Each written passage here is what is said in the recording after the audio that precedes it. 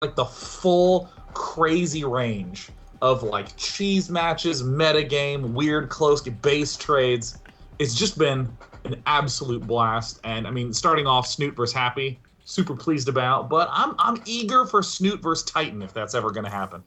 Yeah, Titan seems to be the other strong guy of the Russian team. But we were wondering with Tud, does Titan have a chance against Nut? We've seen so much skill in the Norwegian player in ZVT. Can Titan take a map? What do you think? I would imagine that if there's one player on the Russian team who can take down Snoot, it's probably actually going to be Slivko. I don't think that Titan can go toe to toe with Snoot because Titan likes to do cute things that you'd still call standard. He doesn't do crazy things that would really catch you off guard, or at least would catch Snoot off guard. I think that though that Slivko has great Zerg versus Zerg, and Snoot has shown that to be his weak spot in this tournament. So you'd call Slivko for a re-emplacement. Yeah, I do think Titan is the strongest player on Team Russia, though. And Totalbiscuit, what did you think of the previous match, Germany versus Ukraine, with a final win for Ukraine, which clearly was not the favorite country in the tournament? That was about the craziest Game 5 we could have possibly asked for. We actually looked at the statistics before that match came in, and CAS, over the course of the last 4 years, has a 67% win ratio against soccer, and they've played over 40 maps against each other in Wings of Liberty alone, so it was a bit crazy going into it, but we did expect CAS to have the edge. We didn't quite expect it to go that way, though. The stutter-stepped landed Vikings was not something you get to see every day. Yeah, it was really, really good use of his units by CAS, which brought him the win. Gentlemen, do you have something to say to the Meltdown? They are here, they are hot, and they are prepared. Ladies and gentlemen at Meltdown, next round of drinks is on me.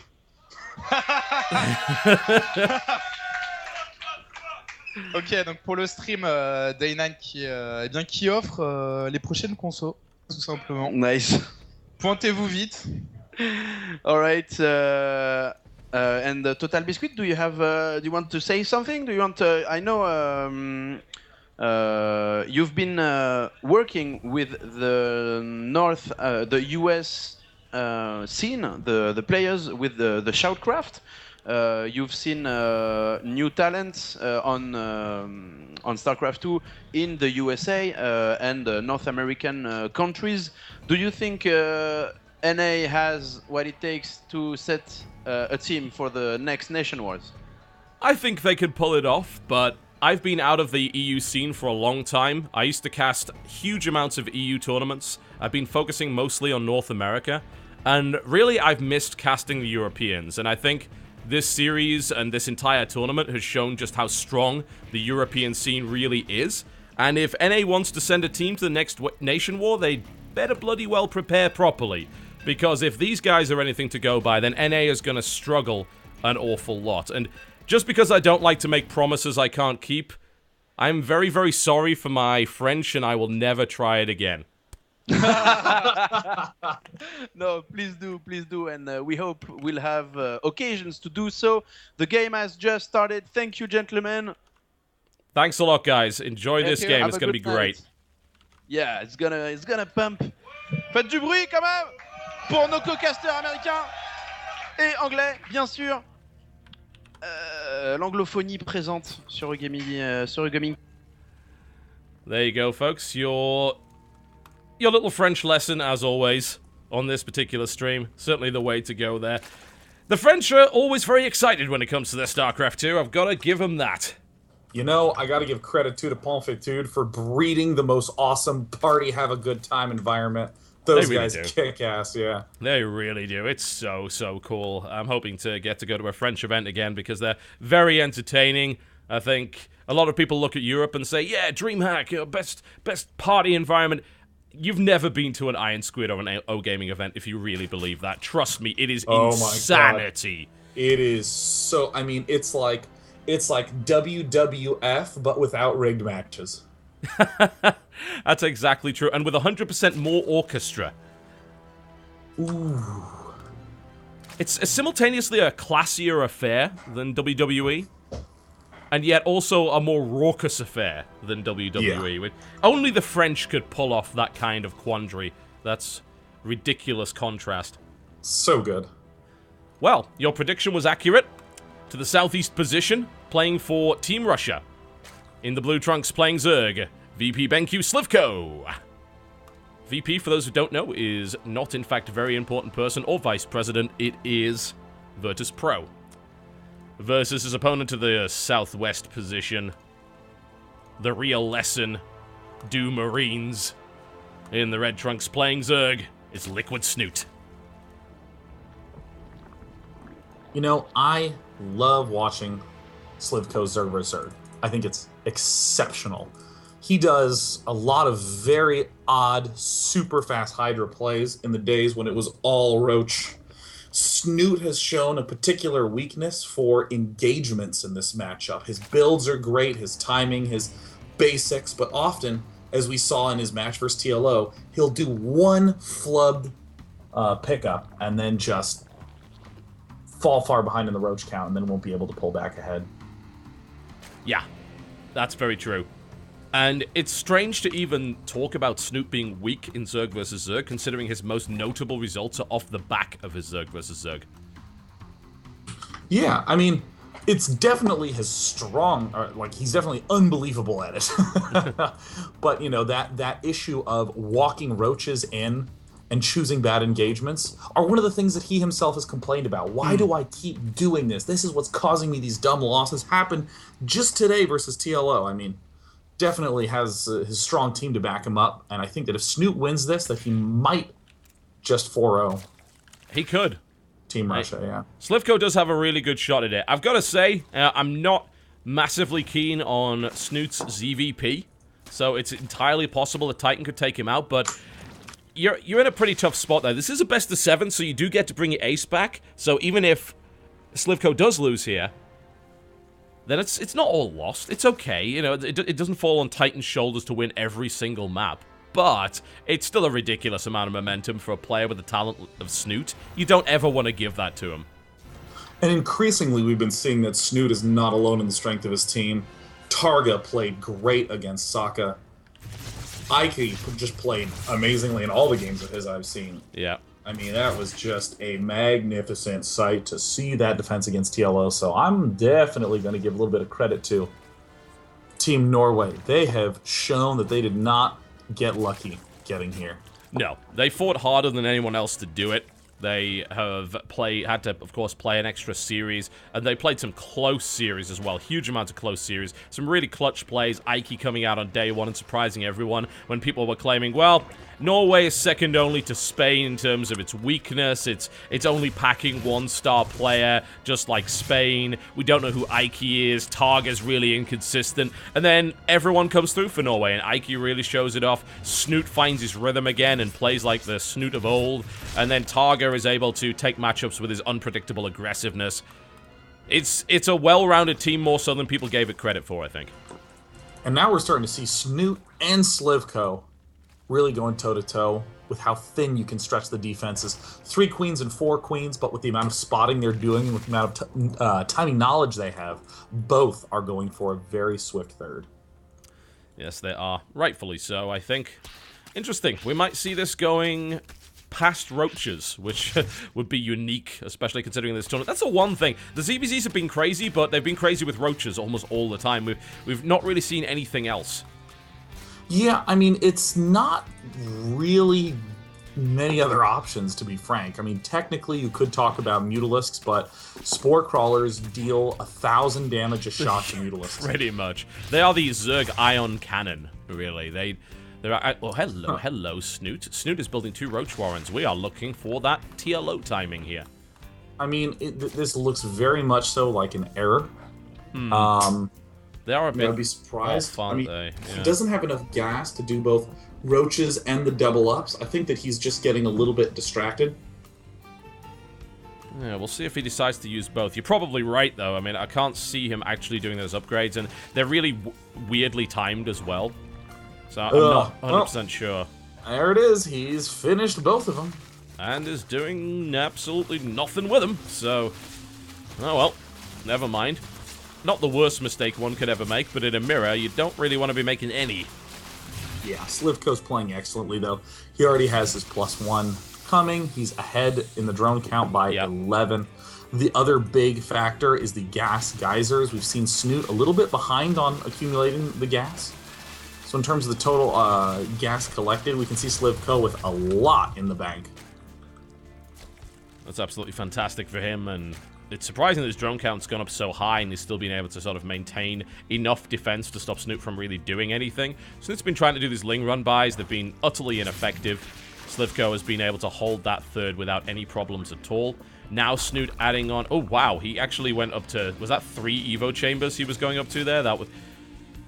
I'm not sure. Does he even have an Evo chamber? You know, triple Evo, double Roach Warren, I call it consistency play. You know, it's what you do when you want to make sure you can never not upgrade what you need. But right now, Slivko is just gradually pulling ahead. I mean, more Roaches are on field for Snoot right now. More Roaches, including those in production, but we have upgrade lead, speed lead, gas lead, all just for Slivko. Absolutely true. And that evolution chamber and, of course, the Roach mistake is uncharacteristic of Snoot. As you said, a little bit distracted, which is not where you want to be in a mirror matchup. One big engagement can certainly decide it. We want to see Roach Wars out of both.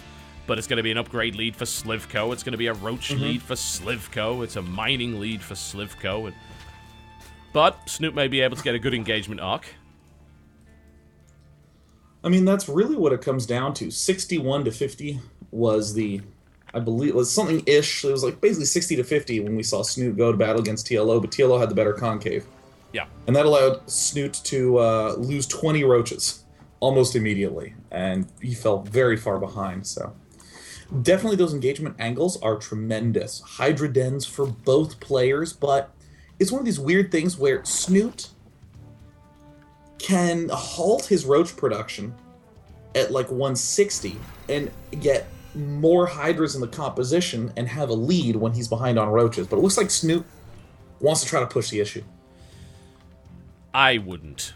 Not against a concave like that. That's a really nice defensive setup. There's even a spine in there. Snoot realizes, like, no, I'm not going to do anything like that. And in fact, if he'd attacked right then, just as +2 finished before his +1, that would have been super ugly. Yeah, I mean, look at that. There's the +2 time you're talking about. Just finishing up more spines. Imagine it being engaged. Good lord.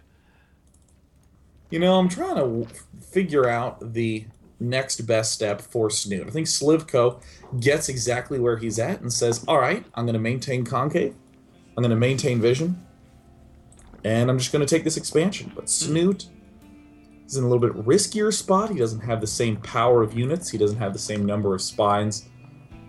Already Slivko is getting more infestors and is going to start doing little counterattacks with Roaches to lose those in order to replace them with the juicier infestor Hydra. Going up to Hive here as well as Slivko. I've got to ask before the engagement begins, how did we get to this point? Because to the casual viewer, we'd see pretty much identical builds from both, and yet Slivko ended up ahead. How?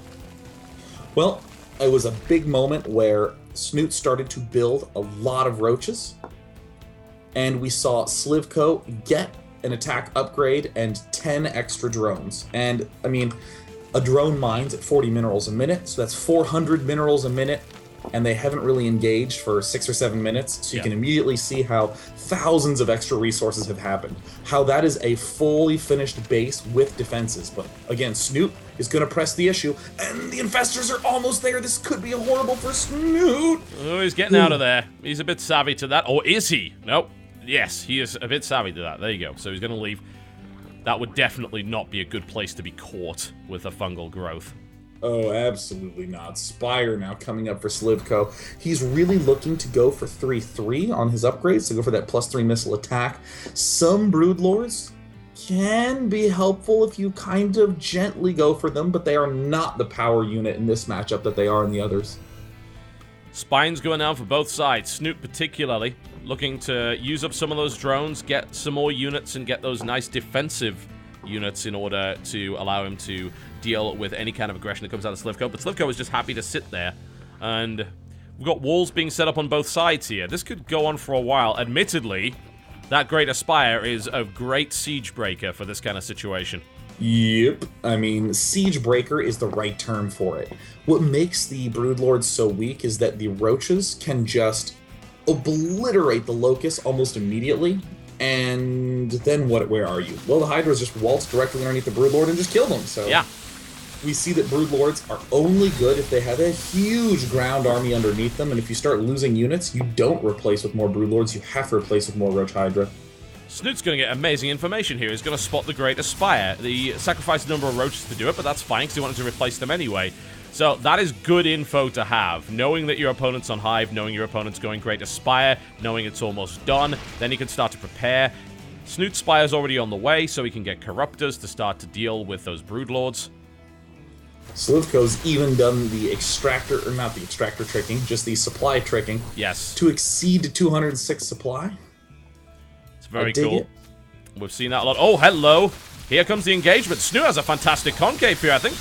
Oh, actually, never mind. Slivko's concave is so large that I can't see it all on the screen. So I guess that is why. But regardless, the engagement comes in again. Snoot, no, has the anti-concave. Oh. And we talked about this again and again. I mean, Snoot keeps trying to force the engagement when he just doesn't need to. 6 Broodlords in production and an interesting choice to see 4 Vipers getting made. But look at this smart move from Slivko. He's moving all his spines up. Nice. Very, very nice.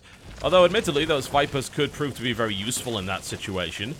Yeah. I suppose Viper is an interesting answer to Snoot's continued failure to be able to get a good concave.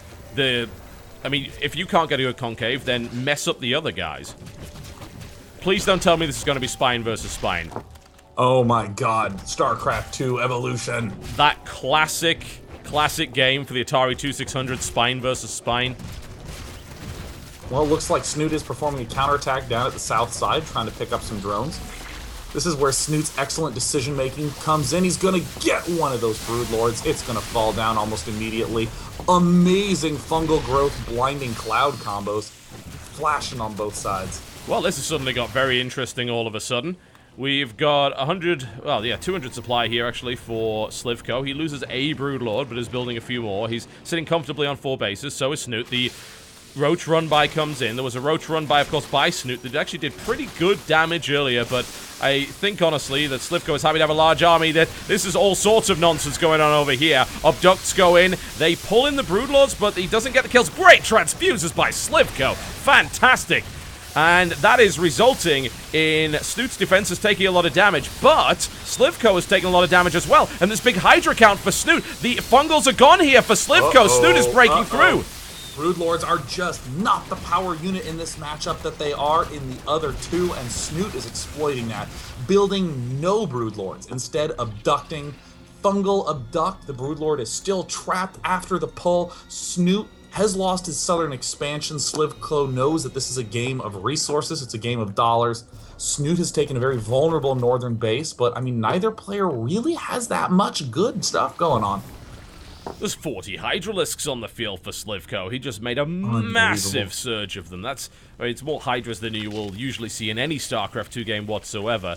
They both sit on either side of a wall of spines here. There's no man's land in the center that no one wants to be in. I mean, the problem for Slivko, though, is that Blinding Cloud is fantastic against Hydralisks, because Roaches, if they can get right up next to the Hydras, are amazing. And this is the moment. Oh my god, it's a defensive structure push, and there it is. Blinding Clouds abducts. The range on the Hydras is down to nothing, and now all the Roaches are just obliterating the front line of Slivko's Hydras. My god, this is fantastic play right here from Snoot. The wonderful use of the Viper and the Blinding Cloud, finding the answer to Slivko, and Slivko plummets in supply. Snoot obliterates this army. He is taking more damage from these Broodlords at the back, but they're really going to need to retreat at this point. What an engagement. Spines, spores, abducts, fungal growths, and a massive Roach Hydra concave. Insane. What a match. This is gone beyond what we usually see in any Zerg versus Zerg here. Snoot's about to complete his +3, and that's something that we haven't really talked a huge amount about up to this point. The fact that +3 has been done for Slivko for a while, but he's been a bit behind on the Carapace side of things, which can really make a difference when it comes to a lot of Hydralisks being used. Yeah, I mean, absolutely. The compositions are just, they're uncomfortable compositions on both ends because they rely on so many combinations firing off at the same time. Slivko now, just trying to do some guaranteed value. He's doing an attack at the top side with a small number of roaches, and an attack at the bottom side with a small number of hydras. But keep in mind, one fungal, one abduct, and see you later hydras. Yeah. They're just going to get wrecked. And now we see Swarm Host as a choice for Slivko. Well, he is behind, so 3 units and a Forest of Spines is a good way to start to equalize that and also defend your assets at home. However, Snoot is on 1 extra base, extra lava here. He has about equal number of drones, so mining maybe not making so much of a difference here. The Forest of Spines for Slivko is certainly up. He's sitting on 15 of them. Unreal. This game, it just, it sense not does make. I don't even... Yeah, you're absolutely right. It doesn't make any sense whatsoever. We could see I wonder if he's actually going to complete these spores, or if Snoot's actually going to use these to do the trick to exceed his supply. But it looks like he wants spores involved in this, which I don't necessarily think he needs them, considering. Well, I mean, suppose he's just trying to make sure that the Broodlords disappear as fast as possible, and there he's going to get Lovely. another one. Bits of Broodlord falling down the void there. Absolutely wonderful to watch. More roaches down at south side trying to equalize economy. No burrow for Snoot, so he is going to wind up losing everything. But Snoot doing the same play with a bigger, faster army. He can do double-pronged attacks. Slivko's now pinned to 3.5 bases, and that's why he's going for the slowest, most value army possible. Swarm Hosts. There's nothing more valuable than a bunch of free units behind Spine Crawlers. And it's going to be hard for Snoot to engage that directly. However, he's managed to get all the way around the side and bypass it entirely. There is another entrance, of course, to that third. Pushed back there by the Hydras. Slivko's kind of stuck between a rock and a hard place because Snoot has his power units at the left side. They're very vulnerable. Roaches would be able to easily kill off this Hydra force that Snoot has within his Spore Crawlers, but there's no roaches on Slivko's side. He's going just Broodlord Infester, and I actually think that this is correct for Slivko. He has to just stay ultra efficient with his force. He needs to just get slow, favorable engagements, and I think Snoot might have made the better choice building all the Spine Crawlers first, because now Snoot's going to get his Broodlords up, and it's going to be Broodlord versus Swarm Host. That usually only goes one way. It's basically Air Lord versus Ground Lord, and unfortunately Ground Lords can't shoot up, so it works pretty well. And there are no Vipers for Slivko. There's nothing kind of stopping him from getting them when he spots the Broodlords, but if those Broodlords come along and he hasn't seen them, things start to get a little bit difficult for Slivko. Well, Snoot's continuing to do these just brilliant counterattacks. Even with the number of spines Slivko has, he doesn't quite have enough to lock down all these varying angles, and there's the Broodlords coming up for Snoot. Those are going to be the perfect anti-Locust units because it's free units versus free units. Yeah. Which looks about as comical as you would expect. And Snoot is deliberately keeping his Broodlords back. He knows, oh, I wonder if he did see them there, actually. Well, no response yet from Slivko. He might not have seen them. They were just a little bit further back in Locust vision range, I think. He'll see them now, of course. And he's immediately building nothing. He's going to need something to respond to that. He can't just sit there. Well, we're seeing the Locusts now encounter the Broodlings in the most silly battle that is humanly possible. Yes. Free units versus free units. And really, it seems like Slivko needs Vipers of his own to be able to abduct here. Although he could go for a big Corruptor camp, but even then, there's so many Hydras on the ground. This is tough. There we go. There's the Vipers coming out for Slivko. Yeah, it's a very hard engagement for Slivko, with even Corruptors being mobile. I mean, the fact is, he has a lot of gas and not a lot of minerals, and Corruptors are only going to work well in large numbers, so he wants to leverage what he has. So Viper's perfect choice for him. But Snoot is just continuing to gobble up more and more gas and deny Slivko's gas. And look in the main, Slivko just mined out gas at his main, at his natural. His third is running dry. His fourth is really his only long-term source. That could be a real problem going forward in this matchup, I've got to say. The gas income for Slivko has plummeted. It is less than half of the income that Snoot is able to get. Snoot has secured a 6th base up to the top here. This fight is just stupid. This is the silliest fight humanly possible. Here it is, on the Nation Wars. Swarm Host well, I would say randomly runs in there, but I think actually Slivko is starting to get rid of his Swarm Host because he realizes, well, your free units, they come faster than my free units. Gosh. I actually think the Locusts are breaking through in a sense, but the Broodlord count is just eclipsed 13. Yes. And another counterattack from Snoot at the south. Here come the Abducts into nothing. Oh, there's the Fungal. There we go. Unfortunately, Locusts cannot shoot up. There's a nice pop. So he takes out 2. And we have a reverse situation here. Suddenly, the counterattacks are terrifying for Snoot.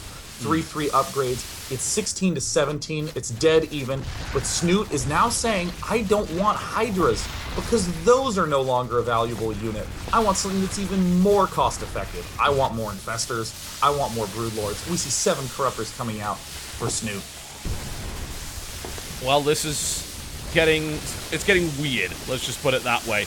Looks like this Broodlord is going to be able to get back. An Abduct there coming in from Slivko, but now Snoot is starting to build up his Corruptor count to intercept those Vipers, which is certainly needed. Another Abduct comes out, and the Spores are there, so that's going to kill the Broodlord off absolutely immediately. And, well, this is just silly, Sean. You know, I think the person that comes out ahead is the server. Feeling very proud to have executed so many commands simultaneously. There's no desync in the action. We are all getting to witness this. Thank God for that. I would have been so sad if I'd missed this. It's a truly momentous occasion for me. So what Snoot is actually looking to do is to abduct the enemy abductors. Yes. Which, it seems like that's exactly what Slivko is trying to do as... Whoa! Careful, careful, careful. This is... You know... Wow, this is... You know... I don't know, unfortunately. I don't really have an answer to what's going on at this point. I mean, this is the opening sequence to Saving Private Ryan. If Steven Spielberg had way too much budget and no ability to direct. Interesting choice to use the Fungal there on those free units. I mean, why not? I mean, the energy is free too. Let's not beat around the bush here. Slivko. Oh my god. What happened? The top side is now under threat. I mean, it is. Snoot's going to bring some of his Broodlords to the top side, but he's definitely going to take some serious losses. Snoot might want to invest in some Spine Crawlers up on the north side, because... Yeah. He's actually going to lose that base, which is, you know, it's a nice move for Slivko, as you said. And funnily enough, this has allowed the Locusts to push further forward, because there aren't quite enough Broodlords now to stop that many Locusts. Might have to use some Fungal here. Fungal growth might go down as a correct play on these Locusts. And there it is. In the army value tab, we see that Snoot has way the denser army, with 17 Broodlords and 16 Corruptors. But, actually, wait a minute, with all those Hydras down, what's Slivko going to be making? Oh, he's going to make his own Corruptors and Infestors and Swarmers. This is so interesting. That's certainly one way to put it. Hydras get surrounded by drones in a weird spot, but they do manage to pick up yet another expansion. Really nice boost by Slivko, considering those were the mining bases there for Snoot. So, I learned a new recipe yesterday. What's that? It's a mushroom with Gruyere cheese on top. Oh, he got a Viper. Oh my god. Oh, the Fungal is huge. Snoot gets a bunch of stuff stuck in the middle of the map. Will there be a follow-up Fungal from Slivko? He tried. He gets his Infestor abducted. More Fungals come in. This might be the turning point in this ridiculous encounter. More Fungals coming in. Corruptors are really slow to die in all scenarios, including this one. The Broodlords push forward to try and make this happen. Oh my god, a big Fungal on the Broodlords. More Vipers doinking in Broodlords left and right. But this doesn't mean anything. And the recipe that I have is mushrooms with Gruyere cheese. on the top, little basil in there, and you bake it. It's so good. I'm currently running my StarCraft 2 in full screen windowed mode, and it's desperately trying to alt-tab out on its own to escape this game. Oh, that's interesting. Which is a little weird,